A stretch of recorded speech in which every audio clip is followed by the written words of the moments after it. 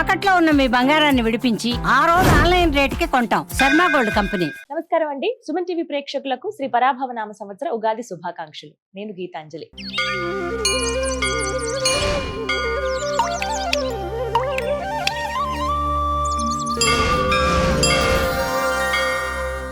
మరి ఈ సంవత్సరం ద్వాదశ రాసుల ఫలితాలు ఏ విధంగా ఉన్నాయో తెలుసుకుందాం.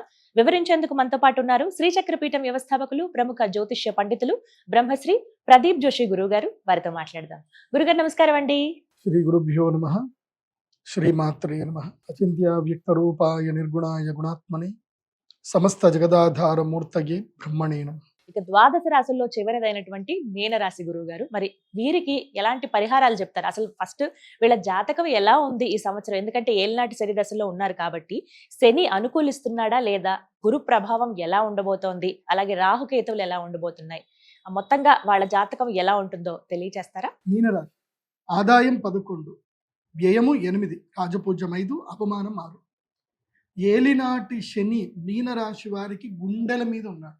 ఇక్కడ ఉంటాడు, విపరీతమైన దుఃఖ పెడతాడు, బాధ పెడతాడు. కానీ ఈ సంవత్సరము ఏలినాటి శని ఉన్నా కానీ మీకు 5 నెలల పాటు మిమ్మల్ని గురుగ్రహం, 5 నెలలు కాదు, 5 తర్వాత 9 నెలల పాటు మిమ్మల్ని గురుగ్రహము ప్రొటెక్ట్ చేస్తున్నారు.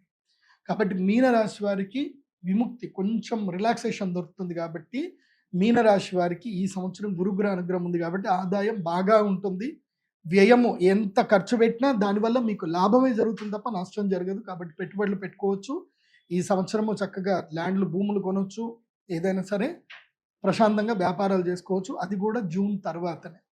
జూన్ 1వ తారీఖు నుంచి అక్టోబర్ వరకు గురుగ్రహము పంచమ స్థానానికి వస్తాడు. పంచమ గురుడు బుద్ధికారకుడు, సిద్ధికారకుడు, యోగకారకుడు అవుతాడు. సంతానం వల్ల మంచి జరుగుతుంది. సంతానానికి మంచి కీర్తి ప్రతిష్టలు వస్తాయి. సో మంచి జరుగుతుంది మీకు. 5వ స్థానంలో గురువు వస్తున్నాడు కాబట్టి 5 నెలల పాటు. ఆ తర్వాత నవంబర్, డిసెంబర్, జనవరి వరకు మళ్ళీ గురువు ఎక్కడికి వెళ్ళిపోతాడు అంటే 6వ ఇంట్లోకి వెళ్తాడు, సింహరాశికి వెళ్తాడు. మళ్ళీ అప్పుల పాలు చేస్తాడు, మళ్ళీ మోసాలు అయిపోతాయి. అప్పుడు శని మళ్ళీ తన స్ట్రాంగ్ తీసుకొసుకుంటాడు. మళ్ళీ మీ గుండెల మీదకి వస్తాడు, కళ్ళీళ్ళు పెడతారు, బాధలు వస్తాయి, మోసపోతారు, ఇబ్బందులు వస్తాయి, నెగిటివ్స్ అన్నీ ఉంటాయి. నవంబర్, డిసెంబర్, జనవరి నెగిటివ్స్ ఉంటాయి. మళ్ళీ జనవరి నుంచి మళ్ళీ గురువు అనే బ్లెస్సింగ్స్ వస్తాయి కాబట్టి బాగుంటుంది. కాబట్టి మీన రాశి వారికి నేను చెప్పేది ఏంటంటే ఈ సంవత్సరము లైఫ్ని ఎక్స్ప్లోర్ చేయండి. జూన్ వరకు లైఫ్ని ఎక్స్ప్లోర్ చేయండి, తిరగండి, తీర్థయాత్రలు చేయండి, రీసెర్చ్ చేయండి, ఏ పనులు చేయాలి, ఏ పనులు చేయకూడదు. ఒక మంచి అడ్వకేట్ తోటి ఫ్రెండ్షిప్ చేసుకోండి, ఎక్కువగా లా వీడియోస్ చూడండి, ల్యాండ్ డిస్ప్యూట్లే ఏంటి ఏం కదా. ఎందుకోసం అంటే మీరంతా లీగల్లో ఇరుక్కుంటారు. ఇప్పుడు అంతా కూడా లీగల్ డిస్ప్యూట్లో ఇరుక్కుంటారు. కాబట్టి లీగల్ డిస్ప్యూట్ జోలికి వెళ్ళకండి. అండ్ క్రైమ్ మెంటాలిటీ వస్తుంది. ఈజీ మనీ సంపాదించాలి అనే ఆలోచన వస్తుంది. ఈజీ మనీ మంచిది కాదు. ఈజీ మనీ జోలికి వెళ్ళకండి.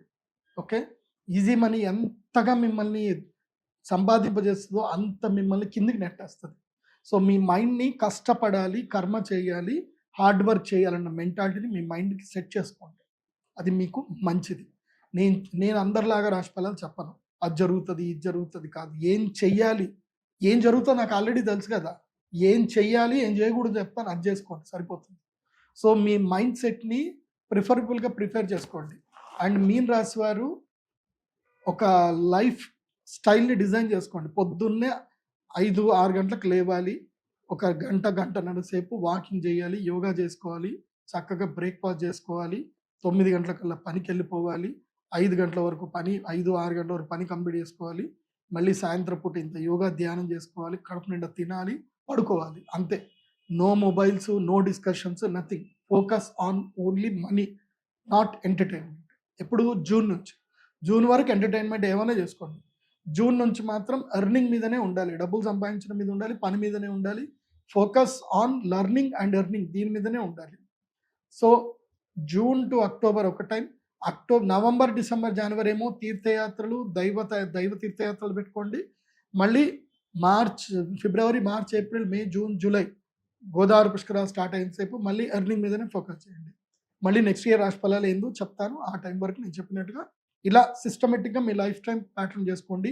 ఆరోగ్య విషయం నష్టమవుతాయి, స్కిన్ ప్రాబ్లమ్స్ వస్తాయి, గట్ హెల్త్ ఇష్యూస్ వస్తాయి, అండ్ టూ వీలర్ డ్రైవింగ్ చేయకండి, డ్రంక్ అండ్ డ్రైవ్ అస్సలు చేయకండి, చాలా జాగ్రత్తగా ఉండండి.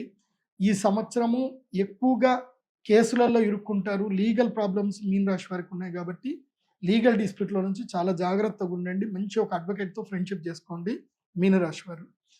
తొందరపడి పెట్టుబడులు పెట్టకండి జూన్ వరకు. జూన్ తర్వాత పెట్టుబడులు పెట్టేటివి సానుకూలంగా ఉంటాయి, కాకపోతే లీగల్ ఒపీనియన్ తీసుకున్న తర్వాతనే వెళ్ళండి.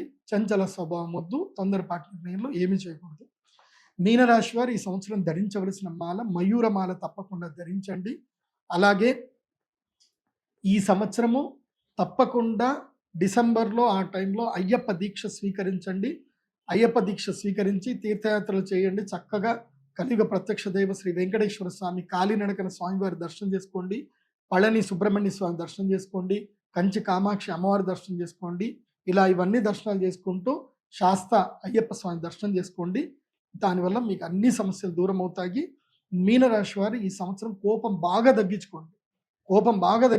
ఏ మాట మాట్లాడేటప్పుడైనా ఒక 10 సంఖ్య అనుకొని తర్వాత ఆ మాట మాట్లాడండి. దానివల్ల కాన్సిక్వెన్సెస్ ఏముంటాయని దాని మీద మాటలు మాట్లాడండి. ఈ విధంగా ఎంత యాక్టివ్గా ఉంటే ఈ సంవత్సరం మీనరాశి వారికి అంత మంచిది. ఎంత మొబైల్ పట్టుకొని ఎంత డిప్రెషన్లో ఉంటే అంత సర్వనాశనం మీనరాశికి. సో మొబైల్ని దూరం పెట్టండి, యాక్టివ్గా ఉండండి, బాగుంటుంది. విదేశాలకు వెళ్ళే ప్రయత్నాలు చేసుకోండి, వాళ్ళకు కూడా కలిసి వస్తుంది. ఆస్ట్రేలియా వెళ్ళండి, కెనడా వెళ్ళండి, బాగుంటుంది. యూకేకి వెళ్ళకండి ఎవరు. సో ఇది మీనరాశి వాళ్ళకి చెప్పేది. మీకు పరిహారం ఆల్రెడీ చెప్పాను, దర్శనం చేసుకున్న దేవాలయాలు కూడా చెప్పాను. కాబట్టి మీరు శ్రీచక్ర పీఠానికి వచ్చి మీరు 5 నెలల పాటు బగలాముఖి పూజ చేసుకోండి. ప్రతి అమావాస్య బగలాముఖి పూజ చేసుకోండి. సంకష్టహర చతుర్థి వ్రతం పట్టుకోండి. ప్రవాళ గణపతి తీసుకోండి, బాగుంటుంది. అయితే మీరు యాగం ఏదైనా చేసుకోవాలి అనుకుంటే మీకు కలిసి వచ్చే యాగము అక్షయ తృతీయ, మీకు కలిసి వచ్చే యాగము అక్షయ తృతీయ రోజు మహాలక్ష్మి యాగం చేసుకోండి. దాంతో మీ లైఫ్లో బాగుంటుంది. ఏలినాటి శని ఇబ్బంది ఉండదు. మయూరమాలను ధరించండి, ఏలినాటి శని ఇబ్బంది ఉండదు. అండ్ అందరికీ రాశి ఫలాల్లో చెప్పేటప్పుడు అందరికీ చెప్పేది ఏంటంటే, అందరూ నేను వేసుకున్న కృష్ణ స్ఫటిక మాల వేసుకోండి. నరదృష్టి నుంచి కానీ, ప్రేత బాధలు కానీ, ఏ దృష్టి బాధలు కానీ అన్నిటి నుంచి ప్రొటెక్ట్ చేస్తుంది ఆల్ ఇన్ వన్ మాల కృష్ణ స్ఫటిక మాల. ఇది అందరూ ఎప్పుడూ ధరించవలసిన మాల కృష్ణ స్ఫటిక మాల. అట్లాగే మీ date of birth, time, place మీది ఒరిజినల్గా ఉంటేనే నేను చెప్పే జాతకాలన్నీ కరెక్ట్గా ఉంటాయి. కాబట్టి మీ date of birth, time, place తోటి pradeepjoshi.com వెబ్సైట్ విజిట్ అవ్వండి. అక్కడ మీకు అన్ని ప్రొడక్ట్స్ దొరుకుతాయి, జాతకం కూడా దొరుకుతుంది. జాతకం ఆర్డర్ చేసుకోండి. మీ జాతకంలో మీకు అదృష్ట సంఖ్య, కలిసి వచ్చే టైము, వారము, ఏ టైం బాగుండదు, ఏ వారం బాగుండదు, ఏ సంఖ్య బాగుండదు, అన్ని డీటెయిల్స్ మీకు ఉంటాయి.